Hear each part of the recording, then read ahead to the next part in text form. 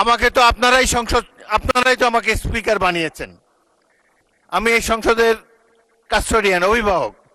যদি চেয়ারের প্রতি এই সম্মান আপনাদের না থাকে, তাহলে জাতীয় সংসদের প্রতি মানুষের কোনো রেসপেক্ট থাকবে না আগামী দিনে।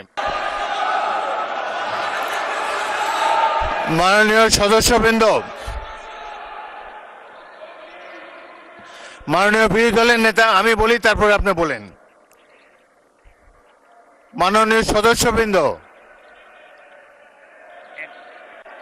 এটি আপনারা সবাই, মাননীয় সদস্য ফজলুর রহমান, আপনি বসুন, আপনি বসুন, আপনার সুযোগ দেওয়া হবে বক্তব্য শেষ করার জন্য।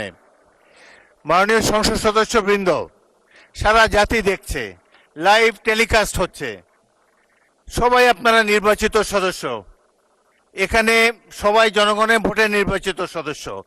আমি প্রতিদিনই বলি যে রুলস অফ প্রসিডিওর বইটা একটু পড়েন। যদি এই সংসদ যদি বিধি মোতাবেক পরিচালিত না হয়, এটি আর জাতীয় সংসদ থাকবে না। অতীতে জাতীয় সংসদ সম্পর্কে অনেক তিক্ত অভিজ্ঞতা আছে।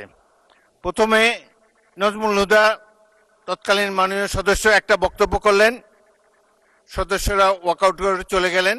আমরা ভাবলাম যে আধা ঘন্টা পরে ফিরে আসবে। ওই বয়কট 2 বছর চলেছে। সুতরাং সামান্য কারণে উত্তেজনা সৃষ্টি করা ঠিক নয়। প্রত্যেকেরই বাক স্বাধীনতা আছে। প্রত্যেক সদস্য এখন ইভেন 370 বিধিতে দলীয় হুইপ নেগলেক্ট করে, উপেক্ষা করেও ব্যক্তিগত মতামত এখন সবাই দিতে পারেন। এখানে প্রত্যেকেরই বাক স্বাধীনতা আছে। যদি কোনো সদস্য, সরকার দলের সদস্য আর বিরোধী দলের সদস্যের মত এক হবে, এমন তো হতে পারে না। এই জন্যই একটি সরকারি দল, একটি বিরোধী দল এখানে আছে। জনগণই এভাবে নির্ধারিত করে দিয়েছে। যদি সরকারি দলের কোনো সদস্য তার বক্তব্যে আপনাদের আপত্তি থাকে, আপনারা এরপরে তো plenty of time is there, আপনারা তার বিরুদ্ধে তিনি যা বলেছেন সেই যুক্তি খণ্ডন করুন। তিনি ভুল বললে তাকে পাল্টা অভিযোগ করেন তার বিরুদ্ধে। কথা বলার সময় তো সুযোগ আছে, কিন্তু এই যে শিশুরাও লজ্জা পাবে এই ধরনের, যদি বয়স্ক শ্বশ্রুমণ্ডিত ব্যক্তি, বয়স্ক যারা অলরেডি দাদা হয়ে গিয়েছেন, তাদের নাতিরাও হয়তো এখানে গ্যালারিতে বসে দেখছে, তারা কি ভাববে এটা সম্পর্কে।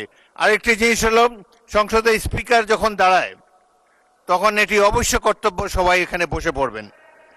যদি আমাকে তো আপনারাই তো আমাকে স্পিকার বানিয়েছেন। আমি এই সংসদের কাস্টোডিয়ান, অভিভাবক। যদি চেয়ারের প্রতি এই সম্মান আপনাদের না থাকে, তাহলে জাতীয় সংসদের প্রতি মানুষের কোনো রেসপেক্ট থাকবে না আগামী দিনে। আপনারা বলতে পারেন freedom of speech is there. Fazlur Rahman সাহেব যা বলেছেন, এরপরেই আপনাদের একজনকে টাইম দেব, প্রয়োজন হলে টাইম বাড়িয়ে দেব। তার যুক্তি খণ্ডন করুন।